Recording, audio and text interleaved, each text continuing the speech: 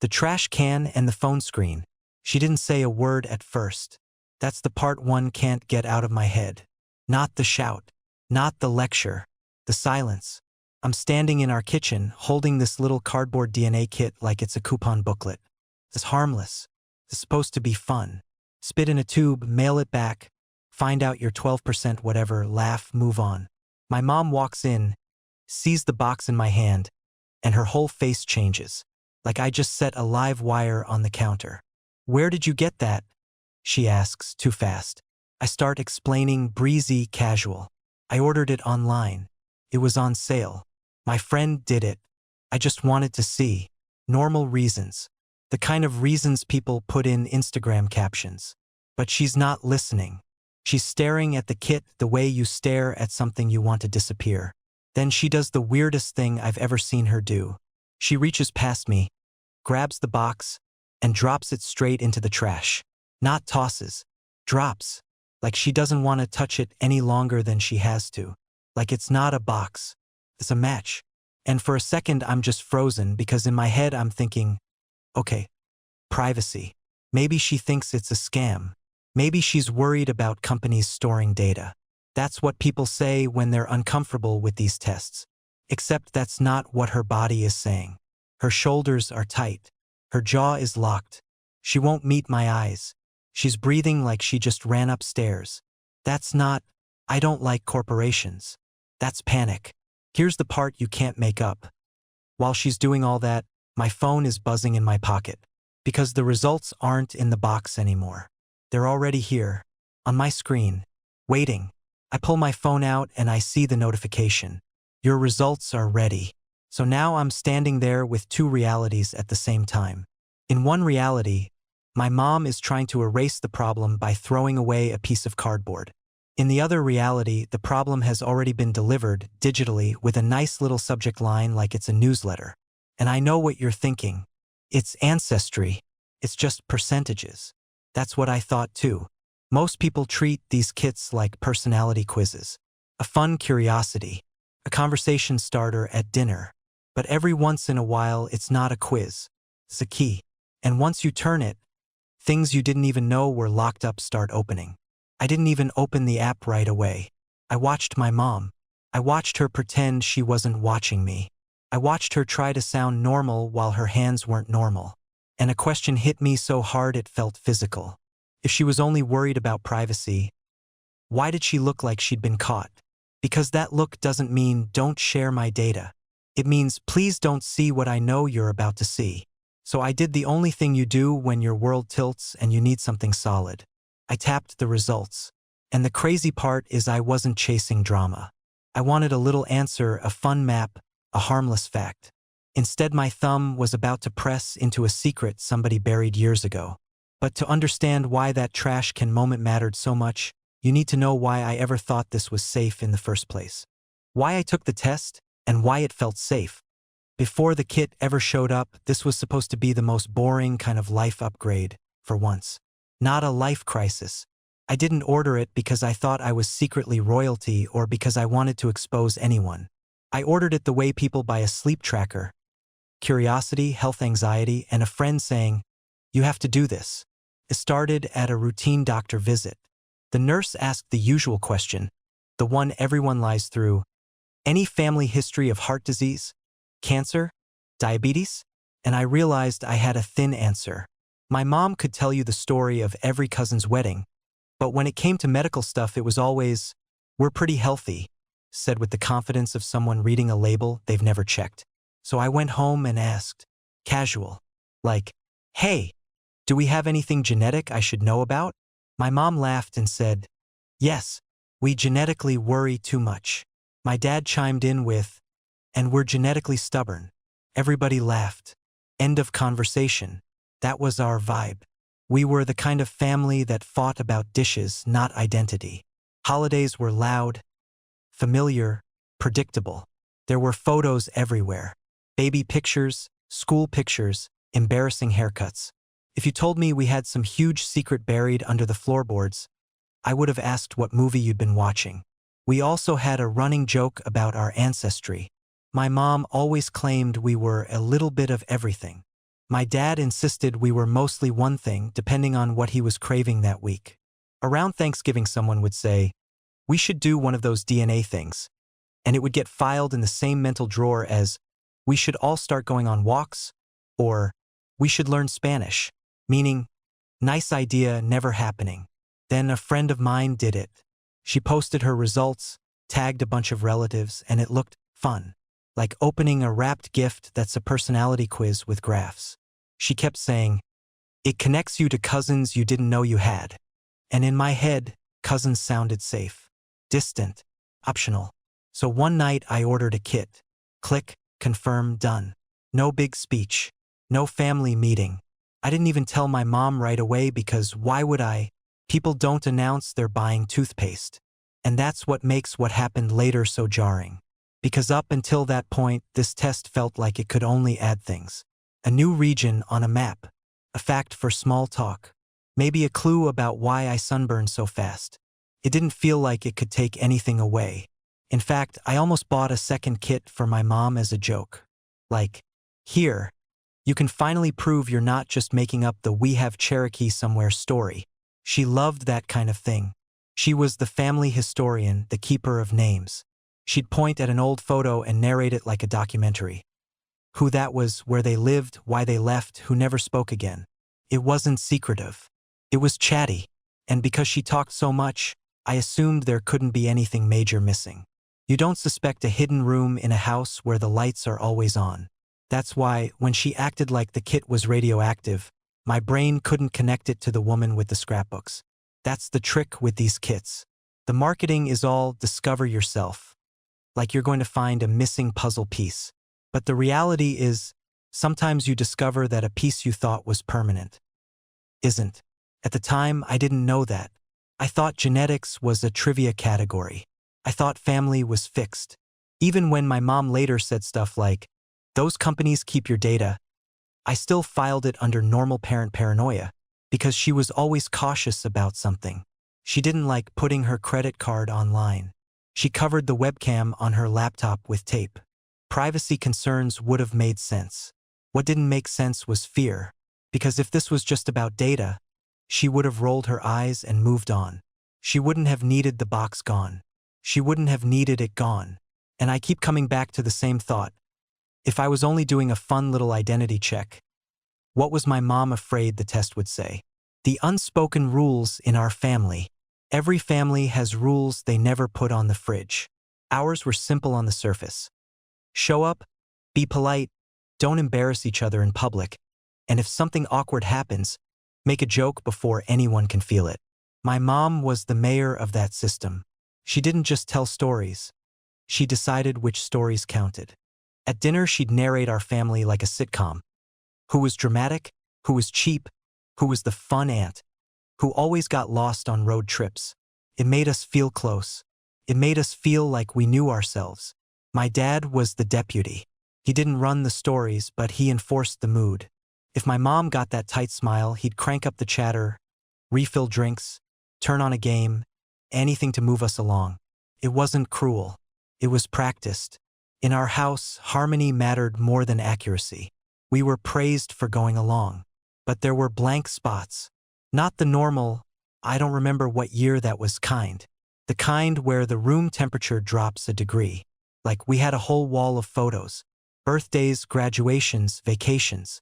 Yet there were weird gaps. I'd see pictures of my cousins as newborns in the hospital. Tiny hats, wristbands, exhausted parents smiling like they'd been hit by a truck. For me, lots of baby photos at home. Lots of me in a bouncy seat. Lots of me in someone's arms. But that classic first-day hospital shot. I couldn't find it. If I asked, my mom would say, phones weren't as good then, even though my cousins are basically my age. Or the way certain names were landmines. If an older relative's name came up, my mom would smooth it over fast. Oh, he lives far away. We're not really in touch. That's complicated. And the conversation would jump tracks so quickly you almost forgot it happened. Almost. Even the family jokes had boundaries. We could roast each other about weight, hair, jobs, politics, all of it. But if anyone asked about relationships, about who dated who or who got pregnant when suddenly we were all very respectful. Don't pry. People did the best they could. It wasn't said like a lesson. It was said like a warning. Looking back, I realized my mom was always doing this quiet redirect. Not lying exactly, more like steering. She'd answer the question you asked, but not the question under it. Ask about medical history and you got nothing major. Ask again and you got a story about a great aunt with some issues. Then a pivot to recipes. Ask where we were from and you got a broad map. Mostly this, a little that. No specifics, no dates, no paperwork. Just vibes. As a kid, I thought that was normal. Parents don't owe you a spreadsheet of your bloodline. Plus, my mom seemed so open about everything else that it didn't register as secrecy. She'd tell me about her fights with her sister. She'd tell me about money stress. She'd tell me embarrassing stories from high school. So if she said, "We don't really talk about that," I assumed it was boring, not buried. But little moments kept stacking up like pennies in a jar. Once, at a family party, a distant relative I barely knew looked at me for a long second and said, "You've got his eyes." I said, "My dad's?" Because that's what people say. She paused, blinked, and went, "Yeah, sure." Then she walked away like she'd accidentally stepped in something. Another time, my mom caught me going through an old envelope of documents she kept in a drawer. Nothing dramatic, just me being nosy. She snatched it back like it was hot and said, "Those are important. Don't lose them." Not, "Those are private." Not, "Stop snooping." Just important. In a tone that made me feel like I'd almost knocked over an urn. And the birth story. Everybody has a birth story. Mine changed depending on who was telling it. Sometimes it was a quick labor. Sometimes it was a long labor. Sometimes my dad was there the whole time. Sometimes he almost missed it. It was always told with the same punchline, but the details moved around like furniture. I remember thinking, that's weird, but memory is messy. Now I know, lies aren't always made of fake details. Sometimes they're made of shifting ones. The biggest rule, though, was emotional, not factual. In our family, you didn't ask questions that made people cry. You didn't ask questions that made people look stupid. You didn't ask questions that made the story unstable. If you did, you'd get hit with humor, then irritation, then the ultimate shutdown. Why are you obsessed with this? So I learned. We all did. We learned that love meant not digging. And that's why the DNA kit felt safe. It wasn't me asking anyone. It was a company, a database, a fun little report that couldn't hurt anyone's feelings because it wasn't personal. Except it was personal. It was the most personal thing in the world, and I just hadn't realized I was walking straight toward the one question our family had been trained not to ask. I didn't know it then, but there was one question our family had been trained not to ask. What was it? The kit arrives. A tiny box with a huge shadow. The kit arrived on a Tuesday, the kind of day where nothing in your life is supposed to change. Brown package, clean logo, my name printed like it was any other online order. If you'd walked past it on the porch, you would have assumed it was vitamins. I picked it up, felt how light it was, and honestly laughed. This is what people are panicking about. A box that weighs less than a cereal bar? Inside was the whole little ritual. The tube, the instructions written in that cheerful tone companies use when they're about to access your cells. Step 1, don't eat for 30 minutes. Step 2, fill to the line. Step 3, seal it like you're mailing a birthday card, not your entire biology. I left it on the counter while I made coffee. Normal, routine. And then my mom walked in. At first, she did the thing she always does when she wants to seem calm. She got loud. "What's that?" With a laugh that was half too high, half too quick. I said, "It's that DNA test I told you about." I watched her eyes flick to the logo, then away, like looking at it too long might make it real. Most parents would go one of two ways. Either they'd be curious, "Oh, what do you think you are?" Or they'd be dismissive. Those things are nonsense. My mom somehow did both at the same time. "Oh, those are so interesting," she said, leaning in a little too close. Then immediately, "But you know they sell your information, right? Then, how much did that cost?" Then, Why would you even do that? It was like she was trying to land on the correct emotion. And missing. I joked, relax, I'm not joining the CIA. She smiled, but it didn't reach her eyes. She picked up the instruction booklet, flipped it like she was reading, and I noticed her fingers were shaking just enough that if you weren't looking, you'd miss it. Then she asked a question that sounded casual, but didn't feel casual. When are you doing it? I said, now, I guess. And she said, maybe do it later.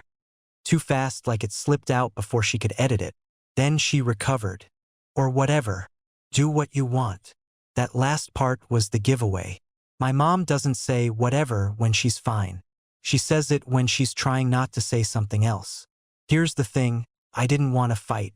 And I didn't want to turn a fun test into a family referendum. So I kept it light. I washed my hands. I set the tube on the counter. I followed the directions like a robot because that's what you do when you're nervous and you don't know why. Spitting into a tube is a ridiculous act. It's unglamorous. It's the opposite of cinematic. But that day it felt like signing something. While I'm doing it, my mom is hovering. Not fully watching, but not leaving either. She's wiping a clean countertop. She's rearranging mail. She's asking my dad if he wants anything from the store. Busy work. Anything to keep her hands moving. Her coffee sat untouched, cooling beside her. And my dad? He looks up from his phone, sees the kit, raises his eyebrows and goes, oh cool. That's it. No drama. Just a normal reaction, which somehow made my mom's reaction look even louder. When I sealed the tube and snapped the cap shut, I felt a tiny rush of satisfaction. Like, okay, done. Now we wait. I slid it into the little biohazard bag, folded the cardboard sleeve, peeled the adhesive strip. It was all designed to feel safe and official. My mom watched me seal it, and her face did that tight thing again. She tried to laugh. Well, hope you don't find out you're adopted, she said, like it was a joke you say when you're not thinking. I laughed back, because that's what we do in my family. We defuse. We move on. But something in my stomach went cold. I put the package by the door to mail out the next day. I even took a photo of the tracking number like I was mailing a sweater. That night, I went to bed thinking about the fun part. The map, the percentages, the little discoveries. The next morning, I dropped it in the mailbox. The slot swallowed it, and with that one stupid motion, I gave up control. Not just of my data, of the story. And after that, my mom started checking in. Not once.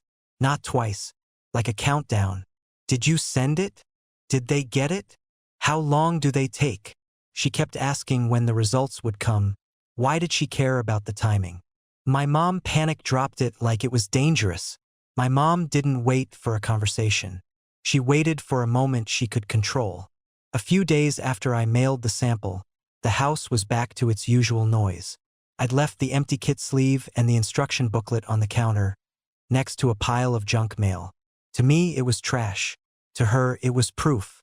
She walked in, saw the logo, and stopped so suddenly I thought she'd forgotten why she came into the room. What is that still doing out? She asked. It's just the box, I said.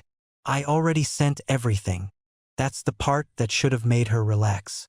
If her issue was privacy, the damage was already done. But her face tightened, not loosened. She picked up the booklet and started reading aloud like she was building a case. They keep your DNA, she said. They share it. They can use it. Mom, it's an ancestry test. People do these for fun. And there it was, fear trying to pass as logic. She launched into a string of warnings that sounded copied and pasted. Hackers, insurance, databases. Once it's out there, she kept repeating. Like if she said it enough times, she could pull the sample back through the mail. I tried to meet her where she was. There are privacy settings. I can make my profile private. I can opt out of matching. She waved a hand like I was missing the point on purpose. Her eyes weren't on me anymore. They were on the hallway, on the windows, on the quiet parts of the house. Like she expected someone to overhear us. Like the walls had ears and a subscription. Then she moved. 1 second the box was on the counter. The next it was in her hands. She walked it to the trash can with this stiff urgency. like she was carrying something that could spill. She didn't toss it. She dropped it straight down and shoved it under coffee grounds and paper towels. "Why are you throwing it away?" I asked. "Because it's garbage," she said, too bright. "And I don't want it sitting around. It's cardboard." She snapped her head toward me. "Stop arguing with me." I reached toward the can, and she caught my wrist. Not violent, not dramatic, just firm enough to say, "I mean it." She had that look parents get when they're trying to end a topic, except this wasn't about bedtime or chores. This was different. This was defensive. She looked at the clock over the stove, then back at me. "When do they send the results?" she asked, like it was a casual question. I said, "A couple weeks." She nodded too hard. "Good," she said. "Good. Just don't post anything. Don't message anyone. Promise me, until it's done and we can forget it." "Do you want people knowing our business?" she said. "Our business. Not my business. Not my data. Our business, like I'd signed up the whole family when I clicked order." I stared at her. "What business? It's literally just where we're from." She laughed, quick and flat. "Exactly." Then she did what she always did when the air got dangerous. She filled it with words. She called the companies scams. She said they make up results. She pointed at the fine print and stressed for entertainment. Like she needed that phrase to be true more than she needed me to believe it. And then, right in the middle of her rant, her voice changed. "You don't know what those tests can bring up," she said. "Not might. Not sometimes. Can." I felt my stomach drop. "Bring up what?" For a split second, she looked like she'd said the quiet part out loud. Her eyes flicked to my face, then away. She swallowed. "Nothing," she said too fast. "Drama. People get all worked up, and it ruins families over nothing." Over nothing. That word again. The word people use when the thing is not, in fact, nothing. I wanted to keep going. I wanted to ask her the obvious question. If it's fake, why are you scared? If it's harmless, why are you grabbing my wrist? If it's entertainment, why do you look like you're about to throw up? But I also knew the rules I'd grown up with. Don't ask the question that makes your mom cry. Don't ask the question that makes your dad go quiet. Don't ask the question that turns a normal day into a before and after. So I backed off. I forced a laugh. "Okay, congratulations. You defeated the evil cardboard." She nodded like she'd fixed something. She wiped her palms on her jeans, took one big breath, and started talking about dinner, like we hadn't just had a tug-of-war over a brochure. I stood there staring at the trash can, trying to understand why she needed the evidence gone right now. And then my phone buzzed on the counter, face down, like an answer arriving at the worst possible time. I already had the results on my phone. The phone buzzed again, that sharp little rattle against the counter that makes you think, for half a second, it might be someone dying. I flipped it over and saw the subject line. "Your DNA results are ready." Not "we received your sample." Not "we're processing." Ready. My mom was still talking about dinner, about chicken versus pasta, like she hadn't just buried a box. I nodded like a normal person while my brain did this slow, cold sink. Because the thing she was trying to delete wasn't in the trash can anymore. It was in my pocket. It was in the cloud. It was already mine. Most people imagine these kits like a physical object. You can hide it. You can throw it away. You can pretend it never happened. But the truth is, once you mail the tube, the kit stops being cardboard. It becomes data. And data doesn't stay in a drawer. It shows up as a notification while your mom is trying to act like everything's fine. I walked to the hallway like I was grabbing water, and I opened the app. It greeted me with fireworks, confetti graphics, a bright button that said, "See your results," like it was about to tell me I was a wizard. I hesitated, thumb hovering, feeling ridiculous for being nervous. I mean, what's the worst case? I'm not Irish, I'm slightly less Irish. I'm more Scandinavian than expected. People get these results and argue about them. I tapped. First came the Ancestry breakdown, the colorful pie chart that's designed to feel playful. I watched the percentages load in segments like a slot machine, and immediately something felt off. The region my mom's side always claimed was our main thing was either tiny or missing. Meanwhile, there was a big chunk from someplace we never talked about. Not a cute surprise either. A big enough percentage that you don't explain it away with, oh, maybe a great-great-grandparent. I refreshed the page. Same numbers. I backed out and went back in like that would fix my genes. Same numbers. That's when I had my first real flash of fear, because it wasn't just unexpected. It was incompatible. It's hard to explain how fast your brain tries to protect you in that moment. It starts bargaining. Maybe the algorithm is wrong. Maybe the database is limited. Maybe I clicked the wrong profile. Maybe my sample got mixed up. Maybe, but the app doesn't care about your maybes. It just keeps smiling at you. I scrolled down to the little blurbs. You may have ancestors from your DNA suggests, all written in soft language, like they're cushioning the blow. Then I saw the tab that actually matters. The one nobody posts screenshots of. DNA relatives. Because percentages can be vague. Relatives are not. A long list appeared. Usernames, initials, tiny profile circles, and under each one, a label. Fourth cousin. Third cousin. Distant cousin. Normal. Safe. Then I hit one that made my throat go tight. Close family. Not distant. Not maybe. Close. Next to it was a number so high it looked like a typo. And below it, in the app's calm, customer service tone, predicted relationship, parent/child, full sibling or half sibling. I stared at those words until they stopped looking like English. Parent/child, full sibling, half sibling. Those aren't fun discoveries. Those are life events. And the name attached to it wasn't someone I knew. Not an uncle with a quirky nickname. Not a cousin I forgot. It was a stranger. A screen name. A person with a profile photo that could have been anybody. There was no Aunt Linda to laugh this off. There was just a match sitting there like a receipt. Here's the part people don't understand about DNA matching.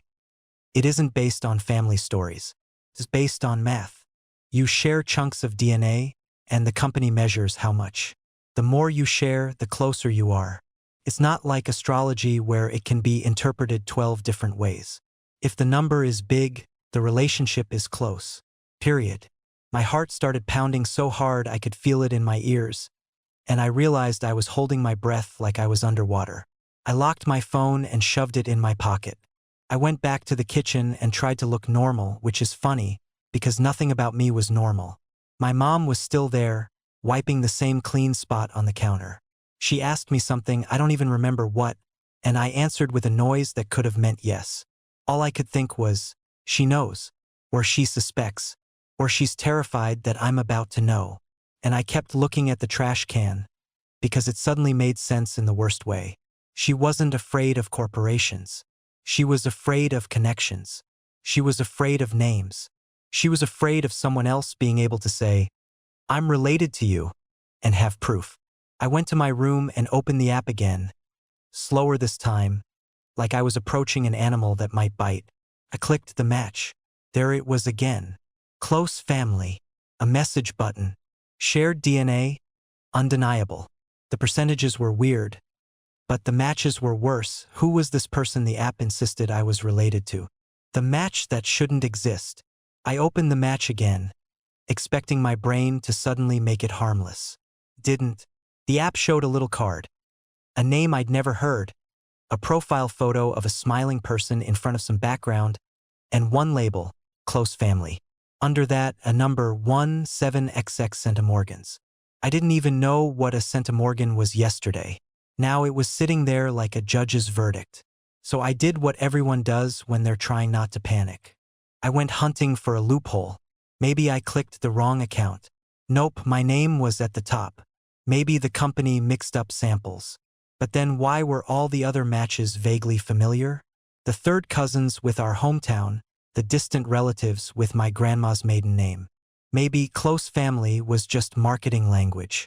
So I tapped the little info icon. It popped up a list of predicted relationships. Parent/child, full sibling, half sibling, aunt/uncle, niece/nephew, grandparent, grandchild, Those are not squishy categories. Those are the inner circle. I stared at that list and tried to place this person on the mental family tree I'd been handed my whole life. It didn't fit anywhere, not even in the margins. Then my brain tried a nicer story.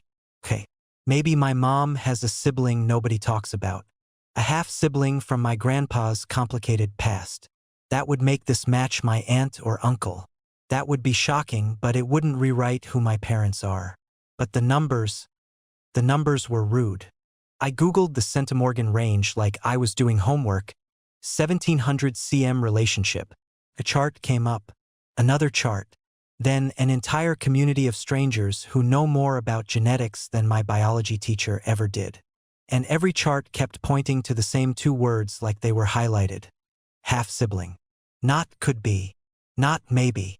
Most likely. My stomach flipped. Because half-sibling doesn't just mean new relative. It means shared parent. It means someone else shares 50% of the same origin story you thought was yours alone. I clicked Shared Matches, still hoping the app would save me by showing something random. Instead, it built a little cluster, other relatives connected to this person, and connected to me in a neat web. And here's where it got scarier. The shared matches weren't evenly spread. They leaned hard in one direction.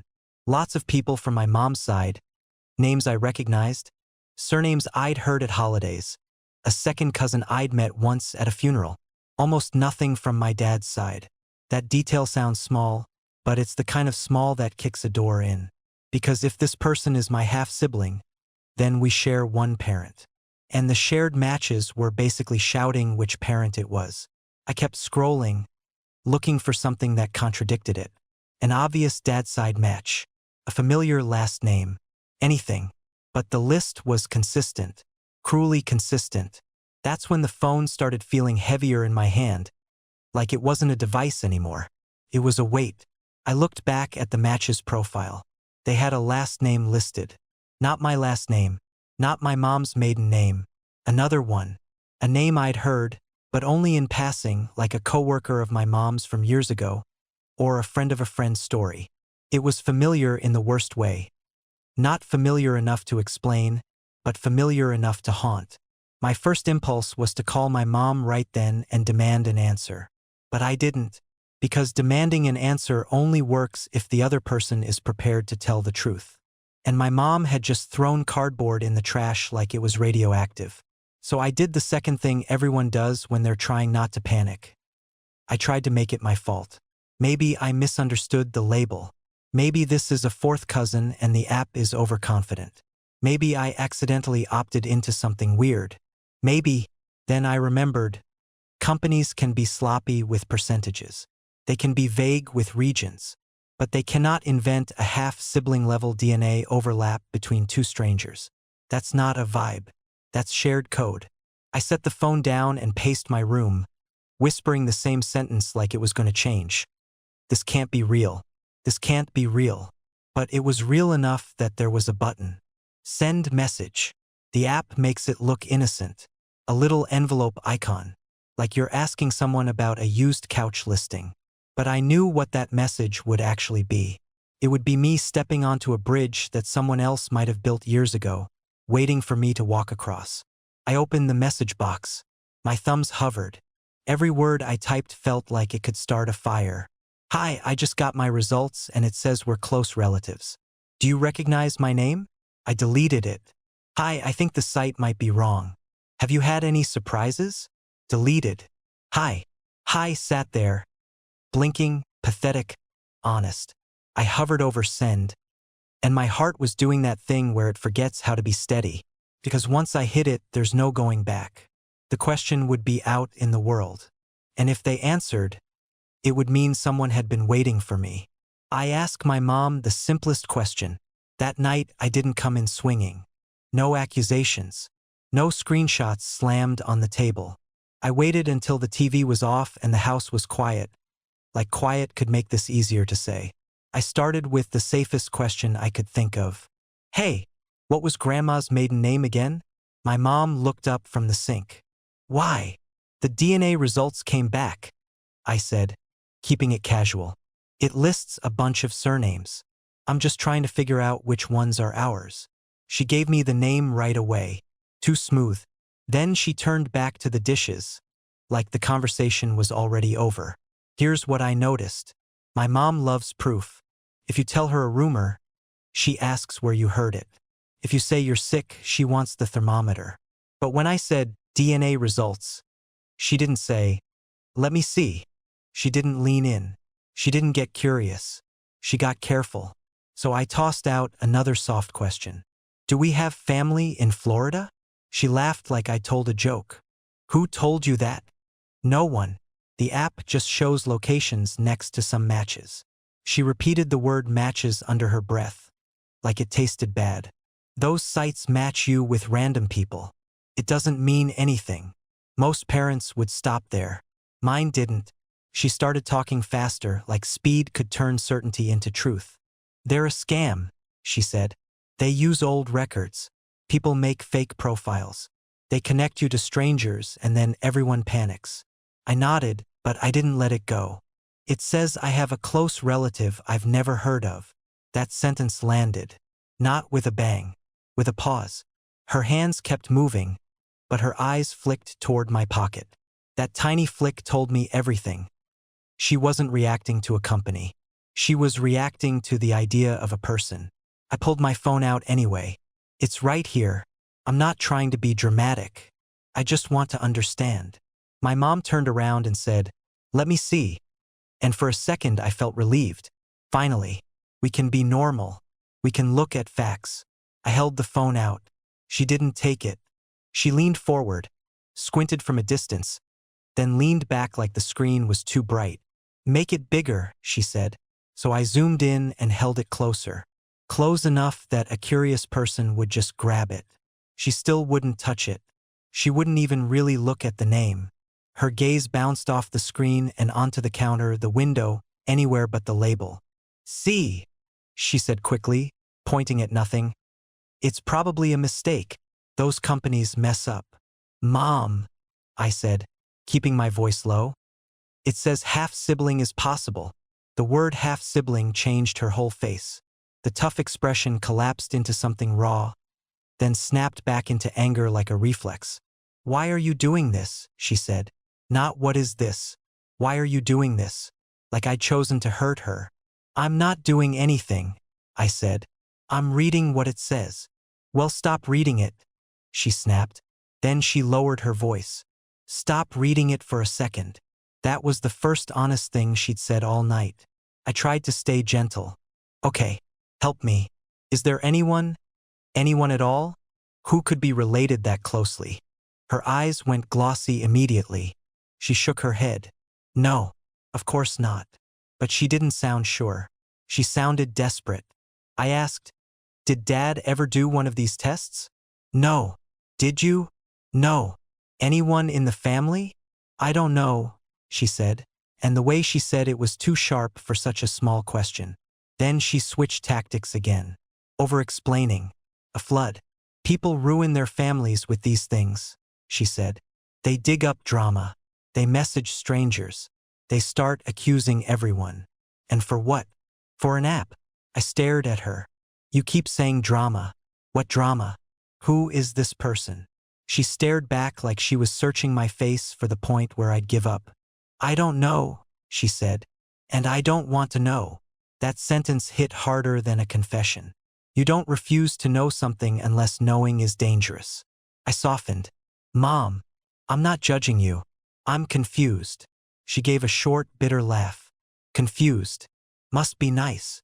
Then the anger came back, aimed at control.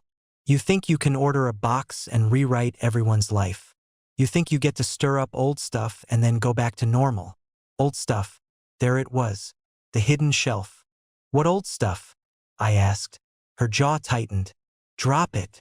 Why? Because I'm your mother, she said. Like that ended the conversation and rewrote reality. And I realized the fight wasn't about centimorgans. It was about power. It was about who gets to decide what I'm allowed to know about my own life. I could have pushed until she broke. I could have forced a scene. But I saw the fear under the anger, and I hated that part of me that wanted answers more than peace. So I did what I'd been trained to do. I backed down. Okay, I said. I'll drop it. Her shoulders lowered like she'd survived something. She immediately started talking about dinner again, bright and forced, like she was sweeping up broken glass with her voice. But when I looked down at my phone, the match was still there, waiting. My mom still wouldn't look at it. She wouldn't look at my phone. What did she already know she'd see if she did? And if she wasn't going to tell me, I was going to have to prove it myself, the slow way, with charts, records, and receipts. Starting with the matches list, I opened my laptop and began building a family tree I couldn't ignore.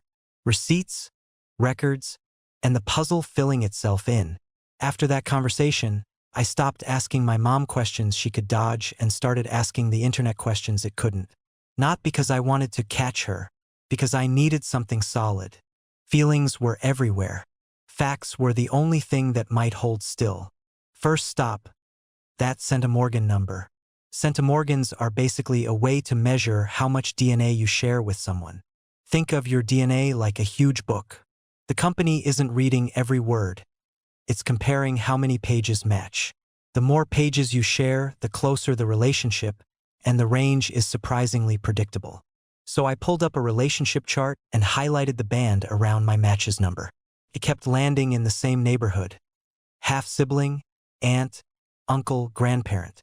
Not maybe we're related. More like, somebody lied at a baby shower. Then I clicked shared matches. And that's when the puzzle started snapping together in a way I didn't like. Shared matches are exactly what they sound like. People who match you and the other person. If you and I both match the same cluster of relatives, we're probably connected through the same branch of the family.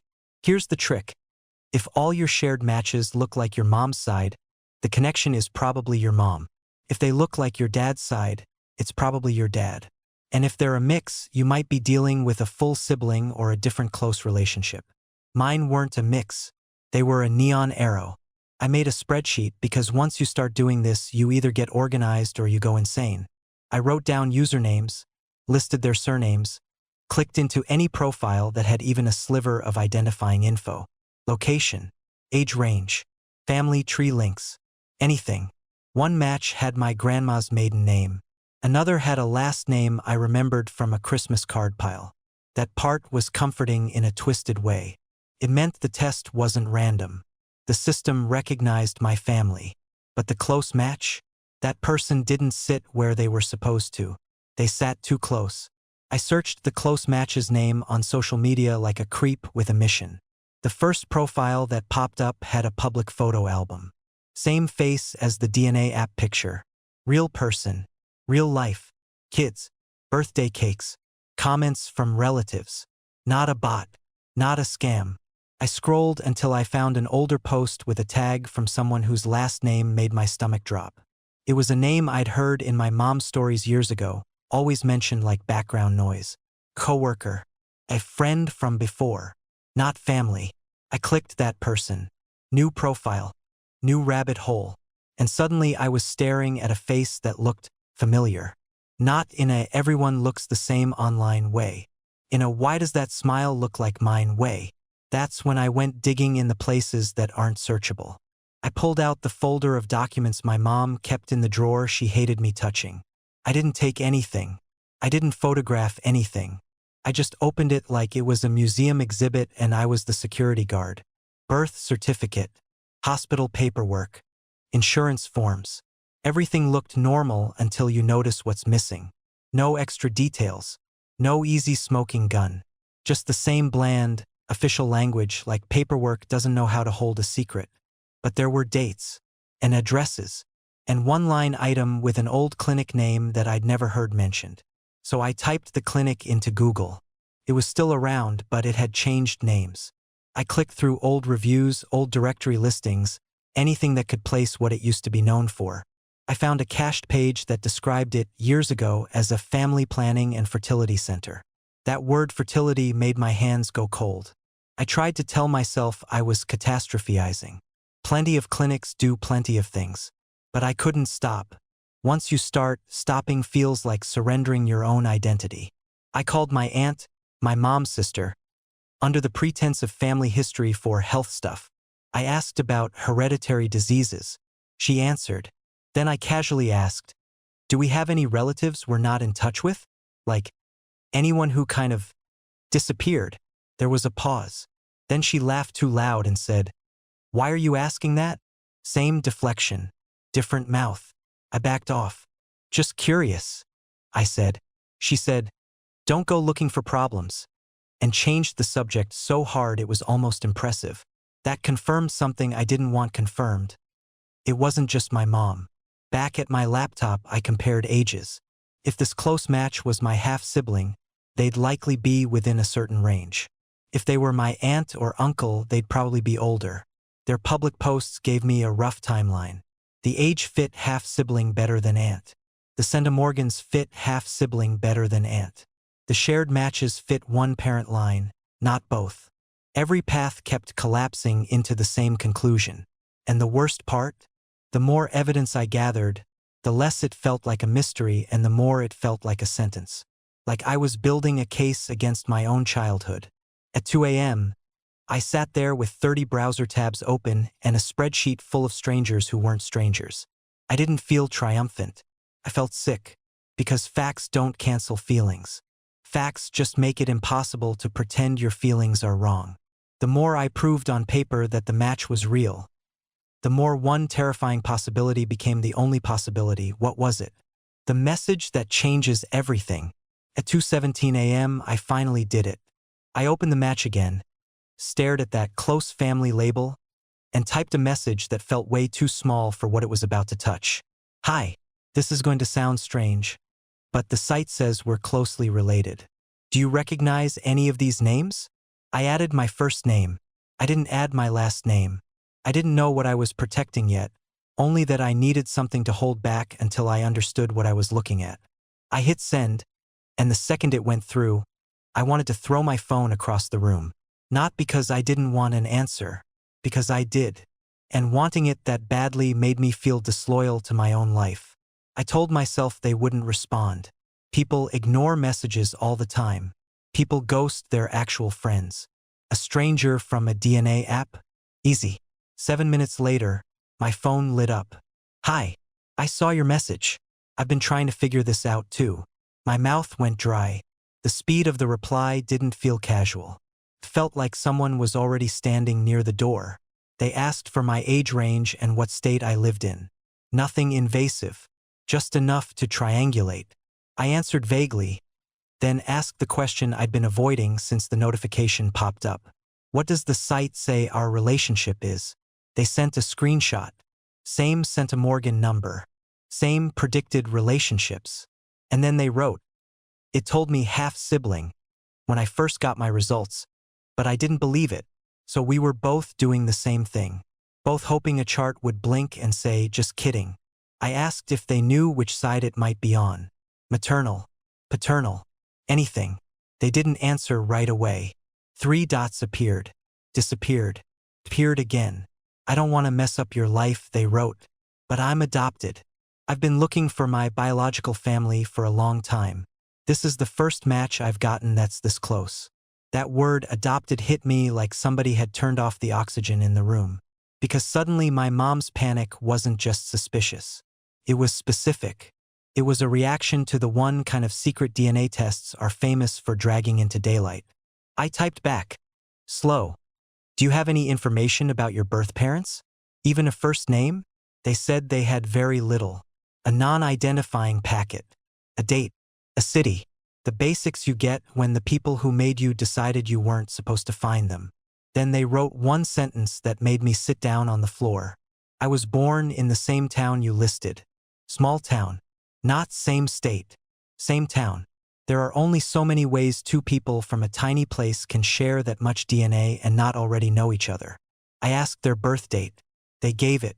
I did the math in my head and felt my stomach go hollow. The timing wasn't impossible. It was worse than impossible. It was plausible. They asked for mine. I gave it. They wrote, okay, that makes sense. That makes sense. Like they'd been staring at a puzzle for years and I was the last piece clicking in. I wanted to keep it on text because text gives you a little distance. You can breathe. You can reread. You can pretend it's not happening for the 2 seconds between messages.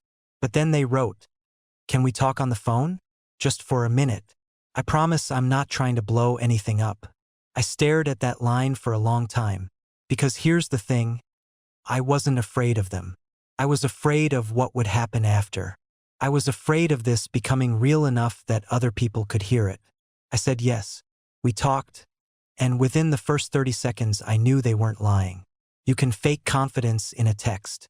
You can't fake the tremor in someone's voice when they say, "I don't know how to ask you this." They told me they took the test hoping for distant cousins, hoping for breadcrumbs. They'd gotten a few. Nothing close. Then my profile appeared, and it freaked them out so badly they logged out for 2 days. I kept thinking it was an error, they said. And then I thought, maybe it's not. I asked what they knew about their adoption. They said their adoptive parents were kind but private. The topic was always handled like a fragile antique.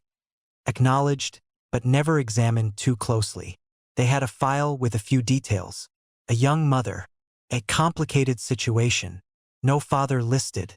A note about wanting the child to have a stable life. And then they gave me the one detail that cracked everything open. "I have her first name," they said. Just a first name. They said it. My mom's first name. Not a common name. Not a name you shrug off. My mom's name, spoken by a stranger like it belonged to them too. I didn't answer fast enough, and they heard it. They went quiet. "Is that your mom's name?" they asked. I tried to speak and only air came out. So I cleared my throat and said the truth, the smallest version of the truth I could manage. "Yeah," I said. "That's my mom." There was a sound on the other end, like they'd covered their mouth with their hand. Relief and grief colliding. They said, "Oh my God," like a prayer and a punch at the same time. Then they said very carefully, "I'm not here to take anything from you. I'm not mad. I've wondered my whole life. I've wondered who I look like. I've wondered if anyone ever thinks about me." And I realized, in that second, that this wasn't just about my mom's secret. It was about a person, a whole person, with birthdays and heartbreaks and a life that ran parallel to mine without touching it. Before we hung up, they asked one more thing. "Does she know you took the test?" I pictured the trash can, the wrist grab, the way she wouldn't look at my screen. "Yeah," I said. "She knows." They exhaled, slow. "Then she panicked for a reason," they said. "Please be careful. I don't want her to feel cornered. But I also can't go back to not knowing now. Neither could I." I ended the call and stared at my wall like it might rearrange itself into an explanation. Because if this person was telling the truth, then my entire understanding of who I am needed an update. How do you even confront a parent with that? What my mom was trying to protect, and from whom? I didn't sleep. I just lay there staring at the ceiling, replaying her face in the kitchen. The trash can. The way her hand clamped on my wrist like she was stopping me from touching a hot stove. By morning, I wasn't angry anymore. I was past anger. I was in that hollow place where you just want the truth, even if it hurts, because the not knowing is starting to feel like its own kind of violence. I waited until my dad left for work. Not because I was planning anything. Just because I could already feel how this would go if he was there. Noise, deflection. "Can we not do this right now?" And then everyone would pretend it didn't happen. "Mom," I said, "can we talk for a minute?" She looked up like she already knew what minute this was going to be. I sat across from her at the table, set my phone down between us, and kept my voice as calm as I could. I messaged the match. Her eyes flashed. "Why would you do that?" "Because they're real," I said. "And they called me. And they have your name." That did it. Not a scream. Not a slam. Just a quiet, full-body collapse. She put one hand over her mouth, like she was trying to hold something in, and the other hand gripped the edge of the chair. For a long time, she didn't say anything. Then she said, "How much did they tell you?" "Not much," I said. "Only enough that I know it's not a mistake. So I need you to tell me what this is." She stared at my phone like it was going to bite her. "I told you not to," she whispered. "I know," I said. "But you also never told me why." She shook her head, small and fast. Because it was over. Because it was done. That's not an answer, I said, and I surprised myself with how steady my voice sounded. Was there another baby? Is that what this is? Her eyes filled immediately, like that question was a key she'd spent decades keeping hidden. She nodded once, barely, and then she said it, in the plainest words possible, like she didn't trust anything else to survive. Yes, I had a baby. The room went quiet in a way I've never felt before, like all the air got heavier, like my whole childhood just leaned sideways. She kept talking before I could, like if she stopped she might lose the nerve. I was young, she said. I was scared. My parents were. They were not the people you know now. And I didn't have money. I didn't have anyone who was going to help me. I didn't even have a plan for the next week. I asked, when? She swallowed hard. Before you. Before I met your dad. So my dad wasn't the secret. The secret was older. And somehow that made it both better and worse. Better because it didn't rewrite my father. Worse because it meant my mom had been carrying this alone through my entire life. I didn't give them away like people say, she snapped, and then immediately softened, like she hated herself for snapping. I signed papers. I did what I was told. I was told it was the kind thing, that they'd have a better life, that I was selfish if I kept them. Them. Not the baby. Them. A whole person already real in her mouth. I said, did you ever try to find them? She shook her head. It was closed. That was the point. I was supposed to disappear. And I tried. I tried so hard. Her voice broke on that last word. She wiped her face and laughed once. Bitter. And I did disappear. Until you brought home a little box. There it was. The trash can moment finally in focus. She didn't throw it away because she thought the company was shady. She threw it away because she could see the chain reaction before I could. She knew a match wouldn't be a distant cousin with fun stories. It would be the one door she'd nailed shut. I panicked, she said, because if you found them, then you'd see me differently. You'd think I was a liar. You'd think I didn't want them. You'd think I could do it again. I don't think that, I said automatically. Even though my brain was still trying to catch up, she leaned forward, desperate. And you might hate me for not telling you, or you might leave to go be part of their life and I'd lose you. And I know that sounds crazy. I know, but that's what it felt like. Like I was about to lose everything because of something I did when I was a kid. I asked the question that had been sitting like a stone in my chest. Did you ever tell anyone? She hesitated. Your aunt knows. Nobody else. Not even your dad. That explained the division perfectly. My mom wasn't just protecting a secret. She was protecting the version of herself she'd built after it. The respectable life. The stable marriage. The story where she didn't have to relive the worst year of her life at random family dinners. And she was also protecting the other person.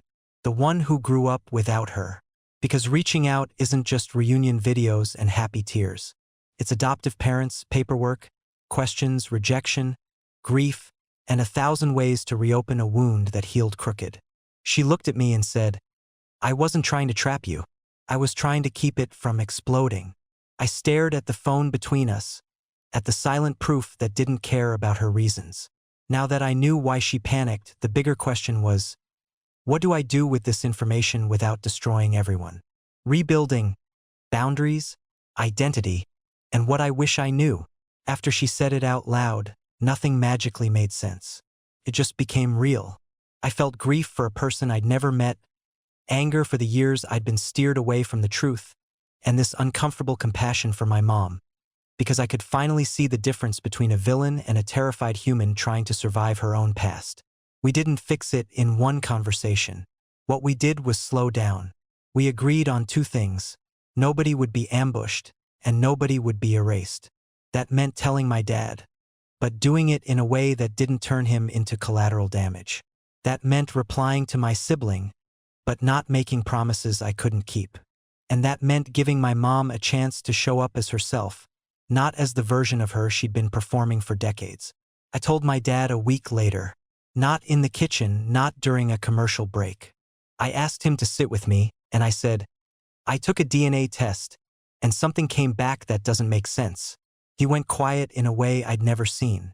My mom cried, apologized, explained, and for the first time in my life I watched her tell a story without editing it for comfort. Then I texted my sibling back and said, I believe you. I'm not disappearing.